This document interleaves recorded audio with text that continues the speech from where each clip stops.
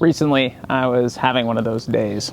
You know, the days where nothing goes right and just get really frustrated at the world and you're snapping at people and you don't mean to do it. And I thought, I just need to go to bed. And I'm going to feel better in the morning. So I went to bed. And I got up in the morning and you know what? Didn't really feel any better. So I got up, decided to get in my car, pointed it towards the mountains and just went for a drive.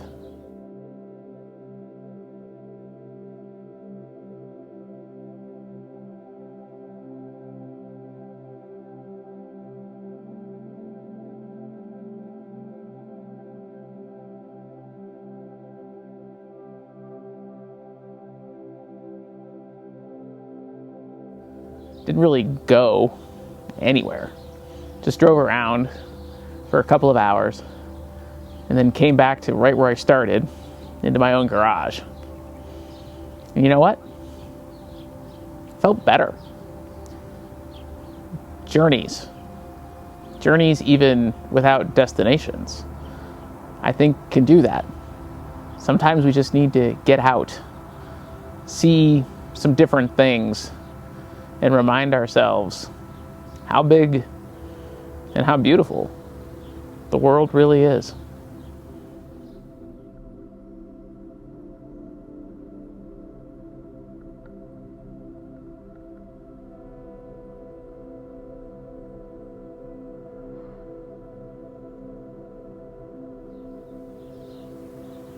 Today we have interstate highway systems and jet air travel and bullet trains and everything designed to get us from point A to point B as fast as possible, as if nothing in the world is more important than getting to our destination. But is the point really to arrive? Or could it be something else? When we go for hikes, do we want the straightest, most efficient path possible? Or do we want one that kind of curves and meanders? Do we mind when we go out for a walk that we arrive back at the same place we started from?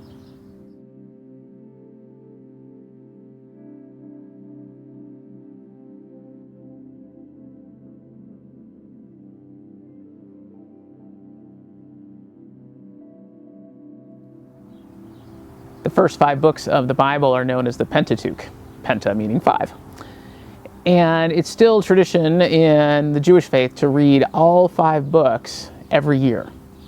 Now, the last 4 of those books are the story of God's people journey from slavery in Egypt to the Promised Land.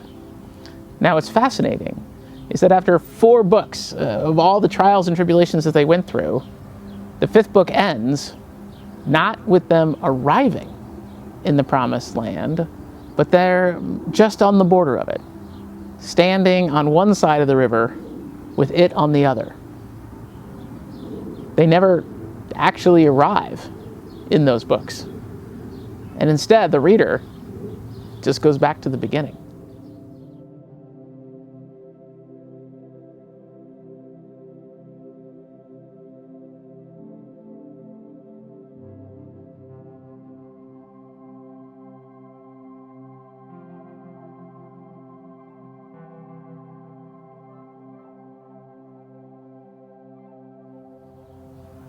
In the movie The Way, the central character, Tom, finds himself in a very unexpected situation when his son tragically passes away.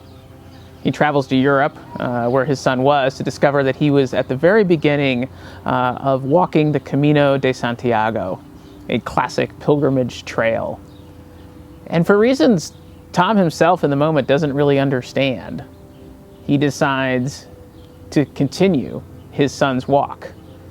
He doesn't know what he's looking for. At the beginning, he doesn't think he's actually looking for anything. It just seems to him to be the right thing to do in that moment.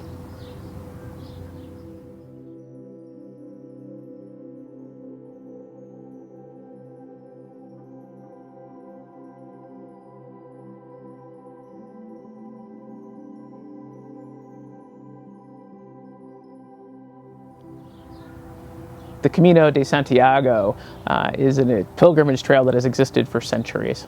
It leads to the traditional resting place of the Apostle James, and people have traveled it for many reasons. Originally, they were often looking for miracles, healing. They were looking to earn an indulgence, a little bit of time off their expected time in purgatory after they die. Contemporarily, people walk it for health reasons, to have an adventure, for something to do. Some of them are looking for spiritual or religious enlightenment, all kinds of reasons that people take journeys. And oftentimes, there's the reason that they started on the Camino, and then there's the reason they found when they are done.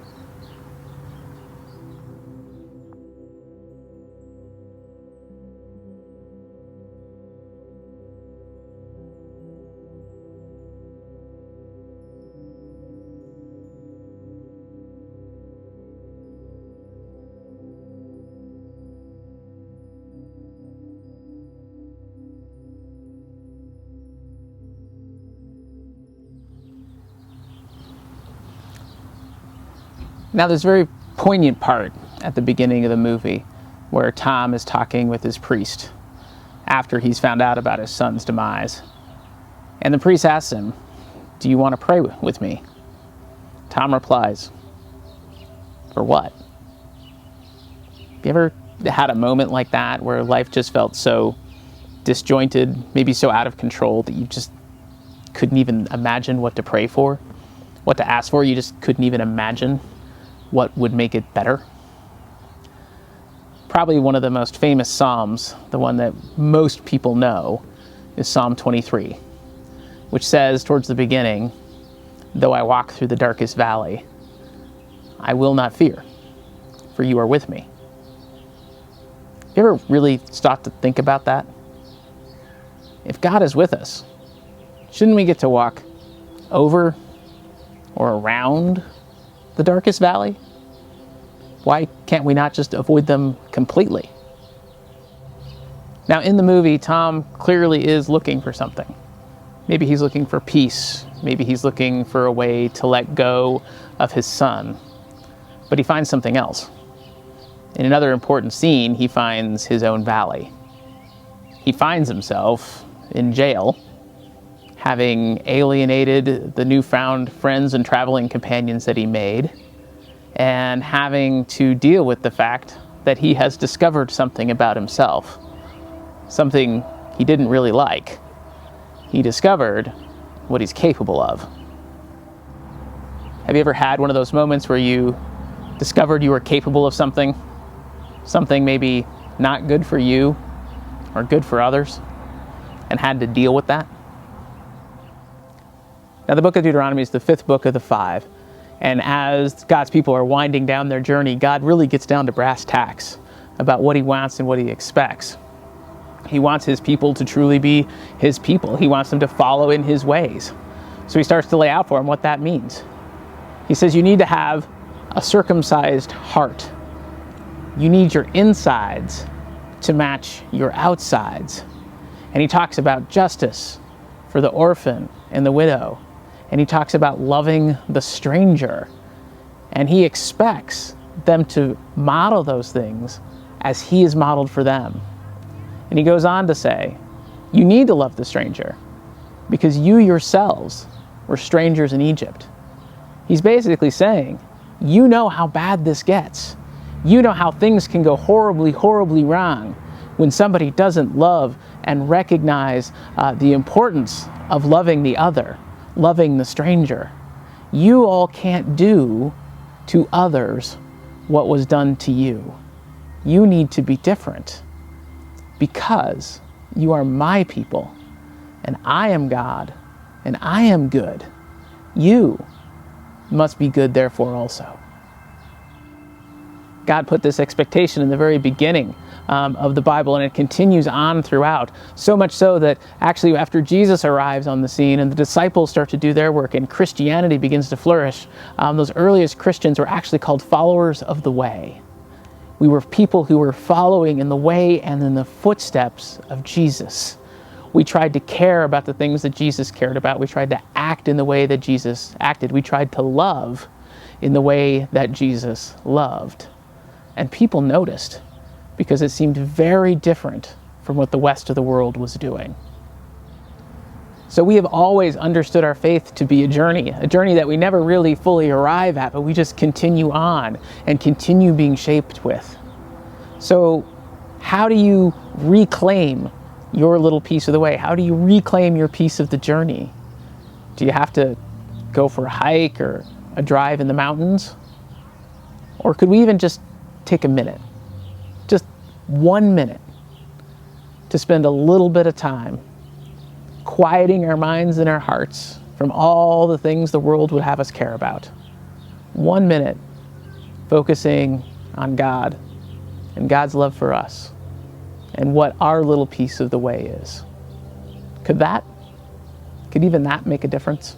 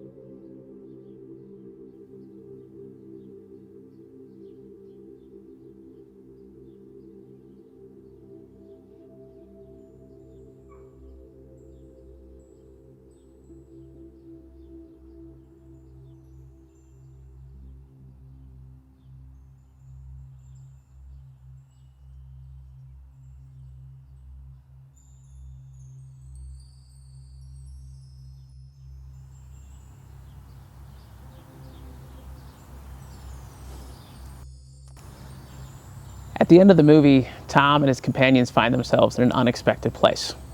Not physically, they knew where they were heading the whole time, but maybe spiritually. The writer that is with them found the inspiration that he was looking for. One of the companions who was looking for some physical transformation doesn't find that, but then instead finds a way to accept who he already is. A woman who had experienced abuse found strength that she didn't know she had. And Tom, who took up this journey for his son, didn't find a way to let go of his son, but found a way to embrace him, to embrace the wisdom that his son had, that he'd been trying to share with his father. Oftentimes, the most important journeys physically bring us back to the same place we started, but spiritually take us somewhere else completely. Perhaps to a place where we're a little more able to see the world the way that God sees it. Perhaps to a place where we're a little better able to see ourselves the way that God sees us. I believe God wants us to be on these journeys. God wants us to learn about ourselves and others. God wants us to see the world a little more like God does. God is willing to invest the time and energy in us to be our companions on these journeys. And if God is willing to have that much hope in us, that we are worth the time and the energy that it takes, certainly we should be able to find that same hope in ourselves and others. What journey are you on? Where is God trying to take you? Maybe not in body, but where is God trying to take you in spirit? We won't know until we ask.